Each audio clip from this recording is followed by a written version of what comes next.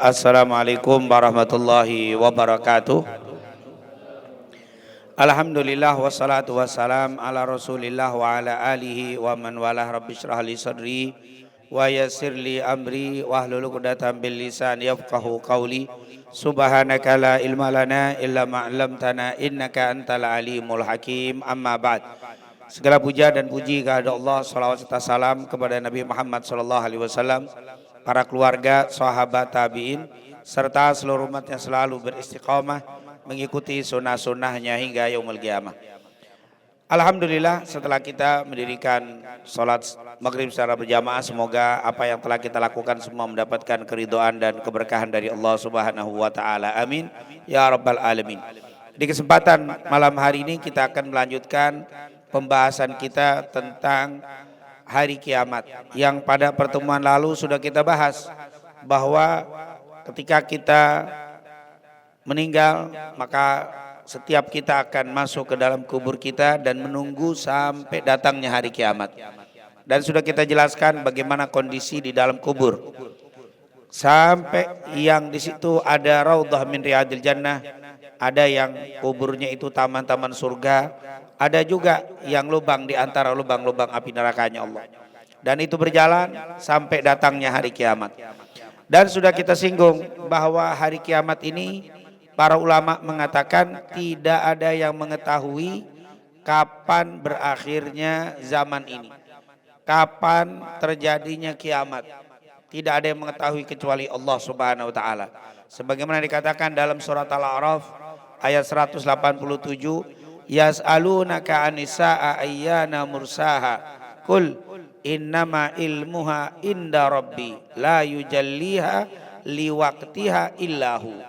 Dikatakan di situ yas'alunaka 'anis sa'a, mereka bertanya tentang hari kiamat, ayyana mursaha, kapan terjadinya itu kiamat. Iqul innama ilmuha inda rabbi, katakan ilmu kapan datangnya hari kiamat yang mengetahui itu hanyalah Allah Subhanahu wa taala. La yujalliha liwaqtiha illahu. Tidak ada yang mengetahui dengan jelas kapan datangnya hari kiamat kecuali Allah Subhanahu wa taala.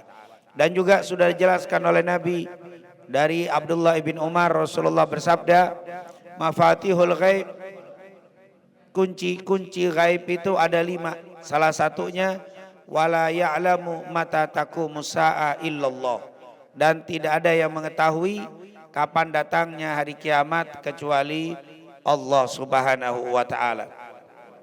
Bahkan Nabi Muhammad sendiri tidak tahu. Pernah malaikat Jibril bertanya kepada Rasul, sebagaimana diceritakan dalam hadis riwayat Umar bin Khattab, di hadis yang panjang. Malaikat Jibril pernah bertanya, fa akhbirni anis saah, ya Rasul, beritahukan kepadaku kapan datangnya hari kiamat.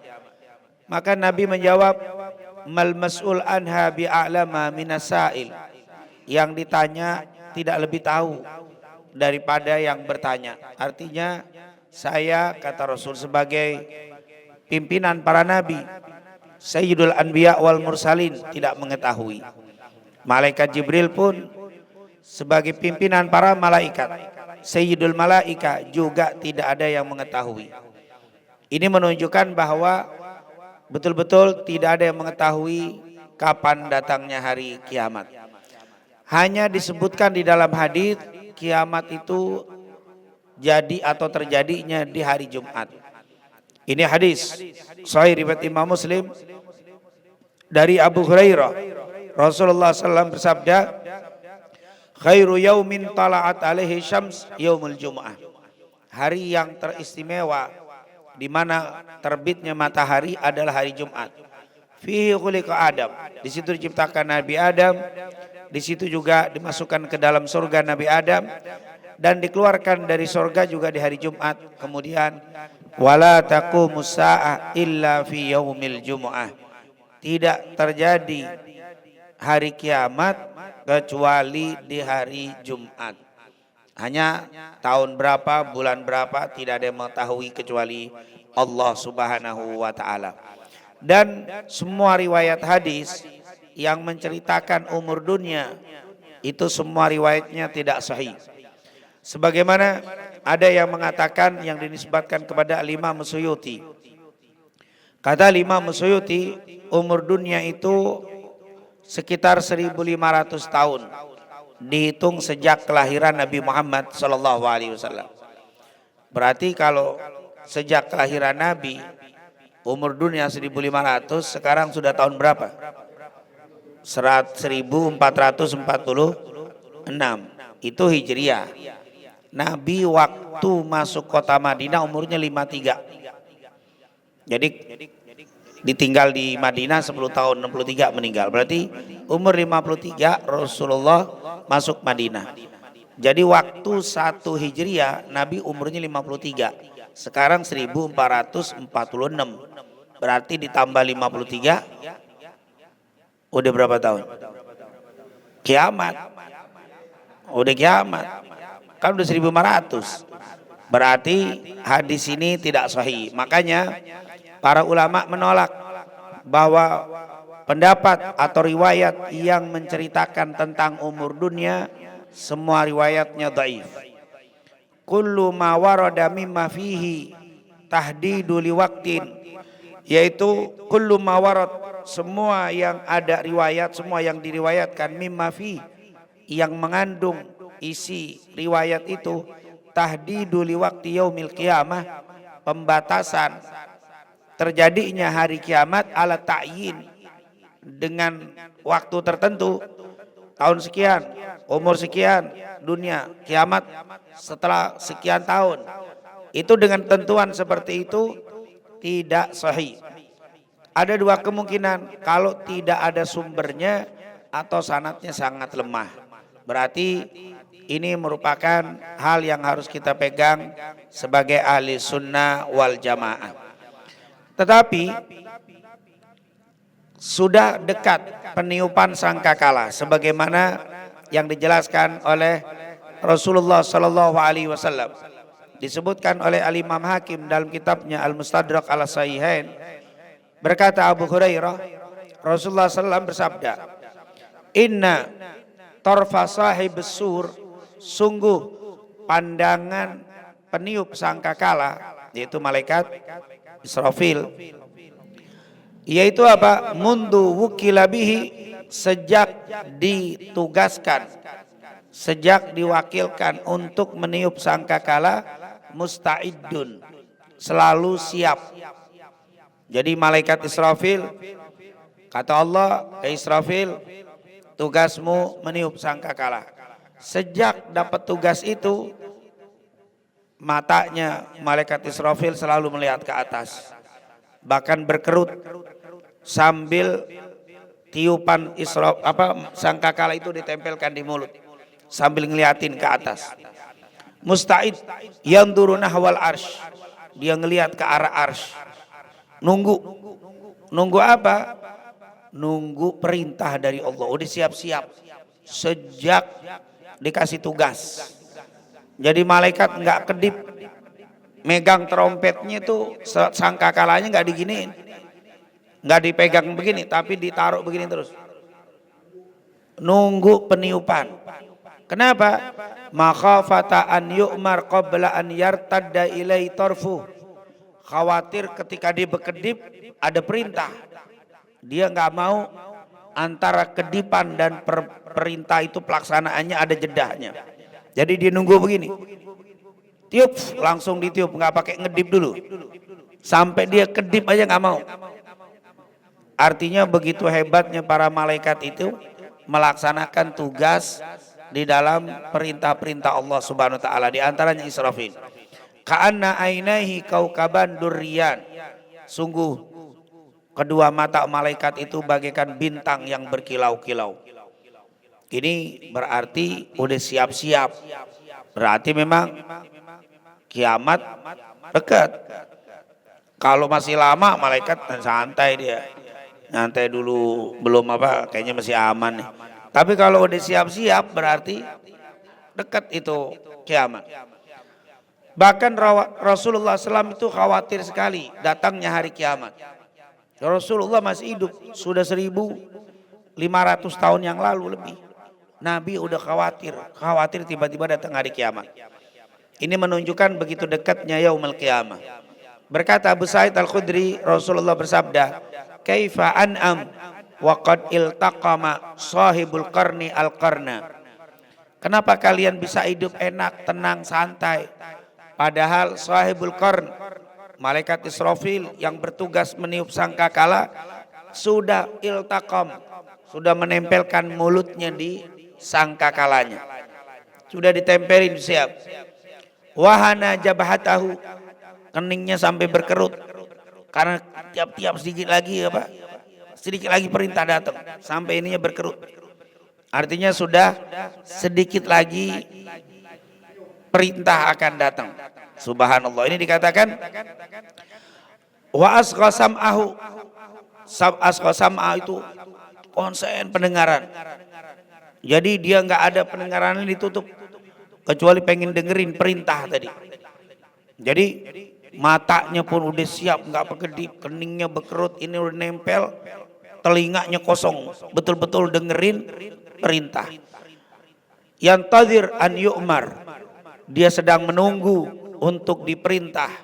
An yunfakh, untuk apa? An yanfukh, untuk meniup. Fayanfukh, maka segera akan ditiup oleh malaikat Israfil. Jadi 1500 tahun yang lalu, kata Nabi Muhammad, aneh, kalian bisa santai-santai nggak sholat, kalian santai-santai menunda ibadah, kalian santai-santai tidak melakukan amal-amal kebaikan.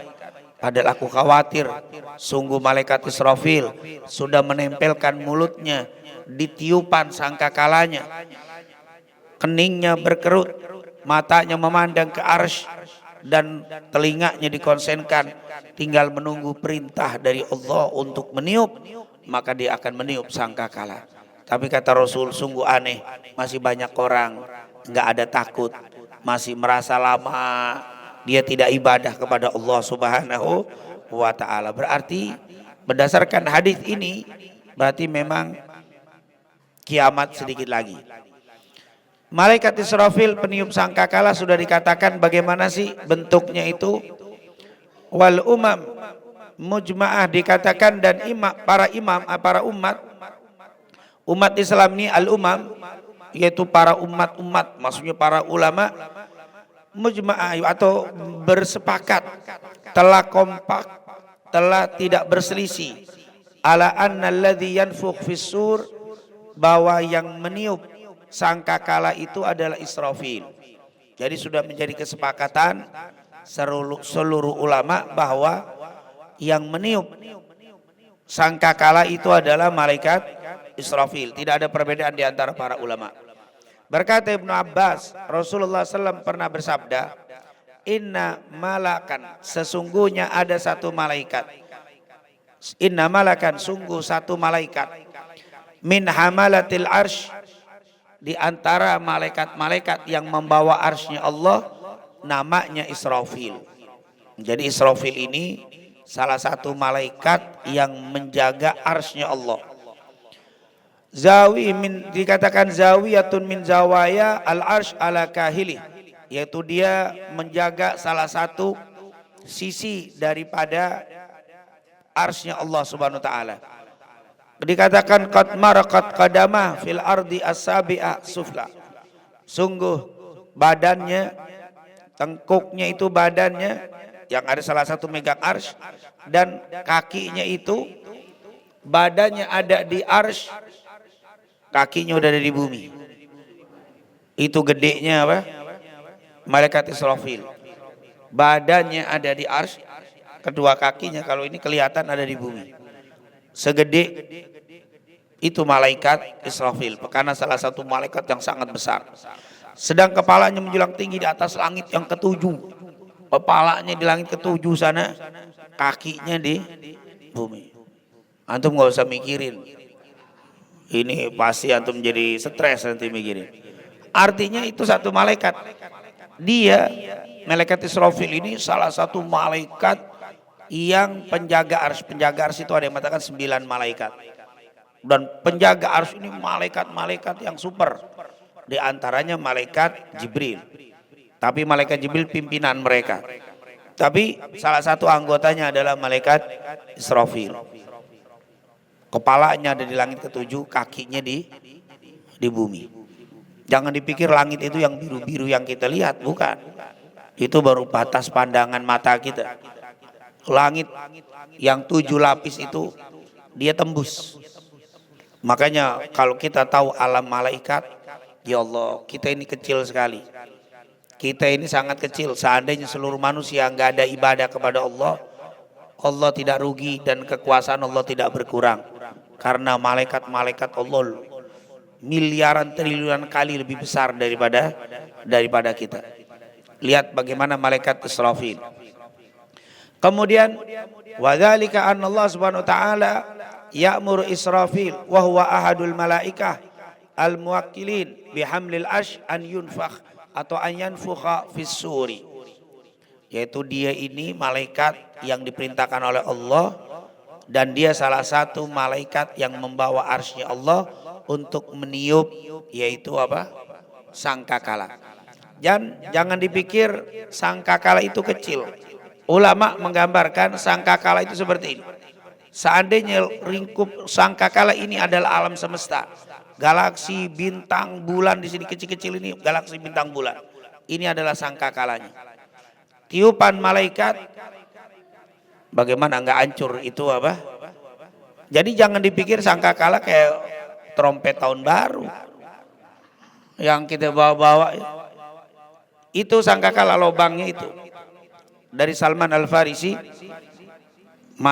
bumi, bintang, bulan, matahari semua di dalam situ. Jadi dia bentuknya seperti itu. Malaikat yang megang.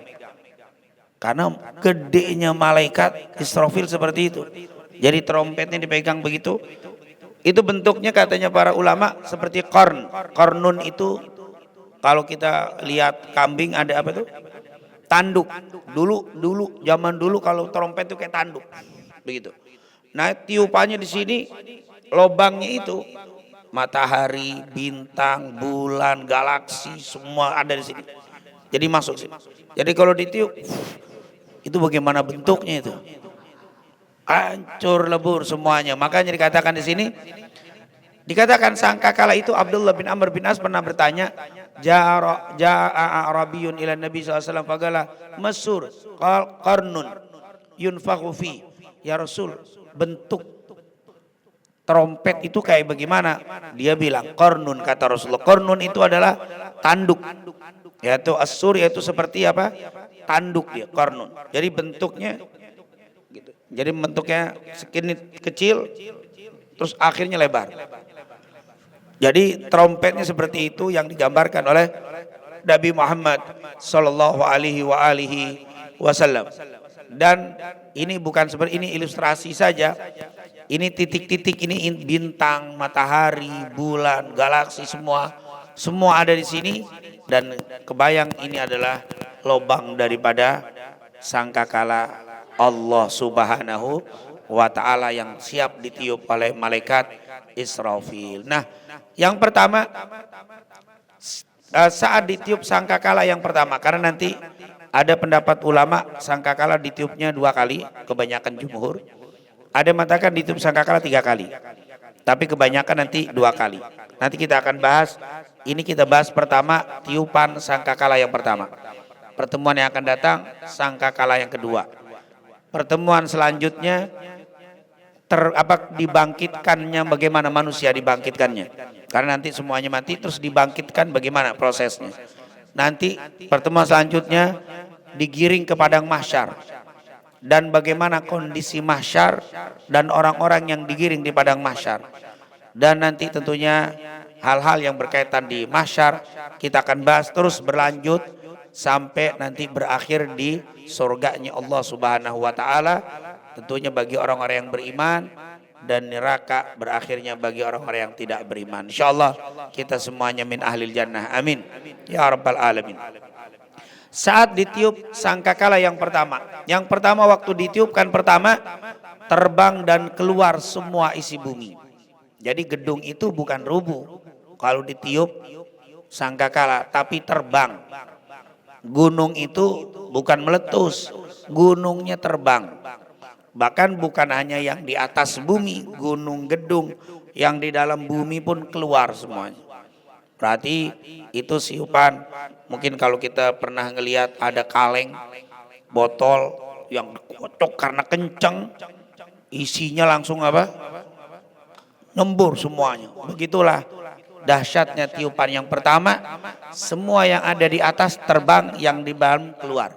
Dikatakan di dalam firman Allah, fatawalla anhum yauma yad'ud da'i ila syai'in nukur khusya'an absaruhum yakhrujuna minal ajdad ka'annahum jaradun muntashir muhtiina ila da'i yaqulul kafiruna hadza yaumun asir. Ini adalah surat Al-Qamar. Maka pada saat malaikat, yaitu malaikat Israfil, menyeru dan meniupkan sangkakala di hari pembalasan, saat itu pandangan-pandangan akan tertunduk dan semua yang ada di kuburan akan keluar. Jadi yang di dalam ini semuanya akan keluar. Semuanya akan keluar yang di dalam kuburan. Seakan-akan mereka belalang yang berterbangan. Jadi yang di dalam keluar, gunung keluar, terbang, gedung terbang, seakan-akan belalang yang terbang. Semua. Jadi bukan seperti film apa tuh? Armageddon masih bisa naik kapal, kalau di sono kemali itu kiamat nggak bisa lari-larian udah. Semuanya hancur dan tidak ada tempat untuk bisa orang bersembunyi. Dan saat itu mereka akan, orang kafir mengatakan, ini adalah hari yang sangat berat karena memang nanti di yaumul qiyamah luar biasa, itu merupakan yaumun asir, ini merupakan hari yang sangat-sangat berat. Dan insya Allah Allah selamatkan kita semuanya, amin. Kemudian dan semuanya mati di tiupan sangkakala. Ini saya tidak detailkan bagaimana ayat-ayat idza zulzilatil ardu zilzalaha wa akhrajatil ardu athqalaha wa qalal insanu ma laha yauma idzin tuhadditsu akhbaraha. Itu cerita kiamat. Kalau kita mau baca itu Al-Qur'an, ayat-ayat itu sudah diceritakan. Apabila bumi diguncang, idza zulzilatil ardu zilzalaha, jika bumi diguncang dengan guncangan yang sangat dahsyat, wa akhrajatil ardu, maka akan mengeluarkan itu bumi, athqalaha, isinya keluar semuanya. Wa akhrajatil ardu athqalaha, itu semua keluar. Ini menunjukkan bahwa bukan hanya yang di atas yang terbang, tapi semua yang di dalam pun keluar semuanya. Itu dahsyatnya, tidak pernah kita dilihat, tidak bisa digambarkan.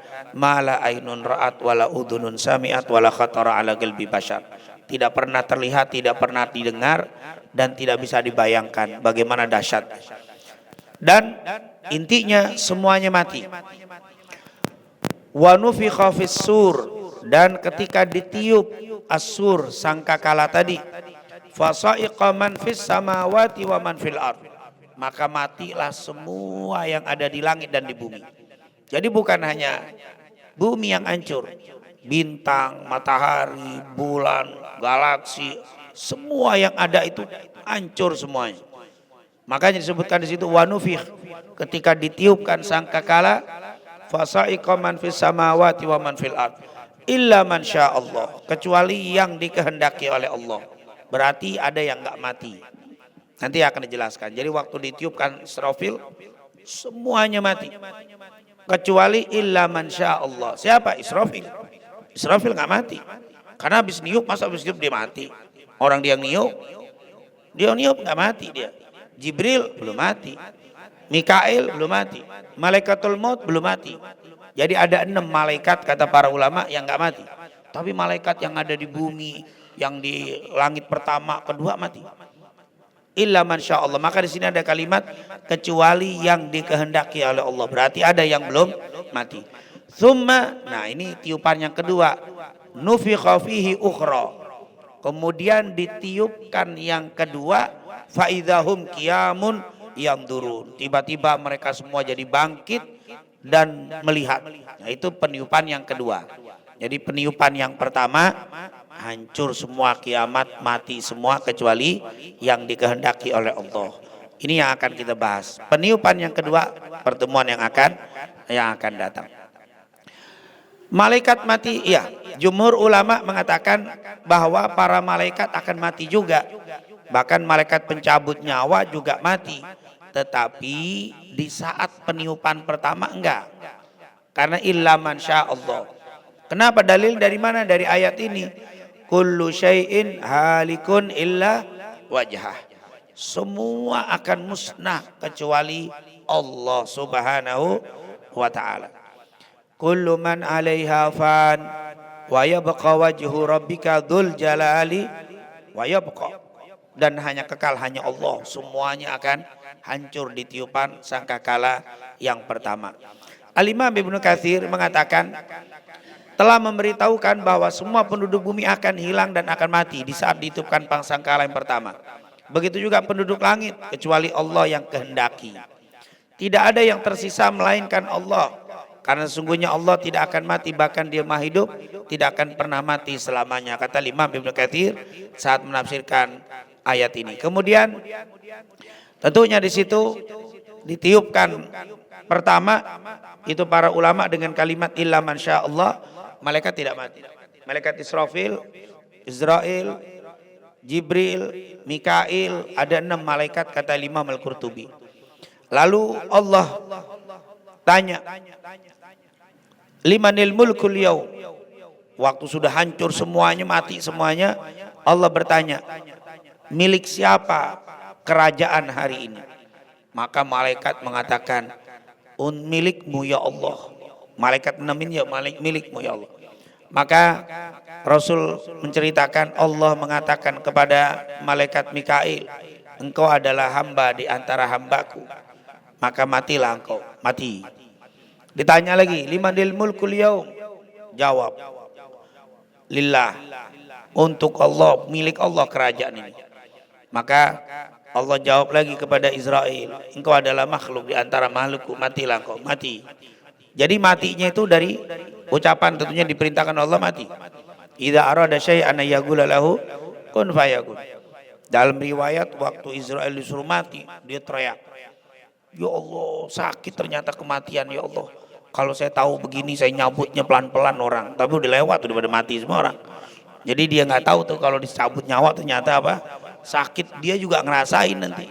Ternyata sakit gitu kan. Innalil mauti lasakarat. Kemudian tinggal 2, bertahan Israfil dan Jibril. Maka Israfil dimeninggalkan lebih dulu. Meninggal Israfil. Kemudian Allah tanya, milik siapa kerajaan? Jibril yang jawab sebagai pimpinan malaikat, lillah, milikmu ya Allah. Maka Jibril, engkau juga meninggal. Mati juga malaikat Jibril. Di saat itulah Allah mengatakan, limanil mulkul yaum. Enggak ada yang jawab. Limanil mulkul yaum, tidak ada yang menjawab. Milik siapa kerajaan hari ini? Tidak ada yang jawab. Semuanya mati. Kullu man 'alaiha fan wa yabqa wajhu rabbika dzul jalali wal ikram. Saat itulah hanya Allah yang ada. Akhirnya Allah yang ketiga kalinya Allah mengatakan, limanil mulkul yaum lillahil wahidil qahhar. Milik siapa kerajaan hari ini? Tidak ada kecuali hanya milik Allah yang Maha Esa, yang Maha Berkuasa. Baru Jibril hidup. Dihidupinya hidup lagi Jibril. Kemudian ini tentunya nanti jedahnya berapa lama akan disebutkan. Israfil hidup, baru Israfil hidup. Baru Israfil hidup suruh niup sangkakala yang kedua. Setelah ditiup yang kedua baru semuanya apa? Ini kalimat. Tsumma nufikha fihi ukhra fa idzahum qiyamun yanzurun. Baru nanti semuanya pada bangkit. Allahumma inni a'udzubika, dikatakan berkata Ibnu Abbas, Rasulullah SAW pernah berdoa seperti doa ini. Allahumma inni a'udzu bi izzatika la ilaha illa anta alla tudallin antal hayyul ladzi la yamut wal jin. Dikatakan wal jinnu wal insu yamutun. Ini menunjukkan semuanya mati. Al jin, ins, semuanya mati. Malaikat termasuk jin, semuanya mati. Ini menunjukkan bahwa dalil ulama yang mengatakan semua makhluk Allah mati, walaupun beberapa malaikat itu mati kebelakangan. Kemudian, nah ini saat ditiupkan sangkakala yang kedua, ini hidup semuanya. Semuanya hidup. dan semuanya nanti saat hidup mereka menghadap Allah Subhanahu wa ta'ala. Ini yang insya Allah nanti kita akan lebih detailkan pembahasan ini. Antara tiupan pertama dan kedua sebagai penutup. Tiupan pertama dan kedua, bagaimana proses peniupan yang kedua kita ceritakan.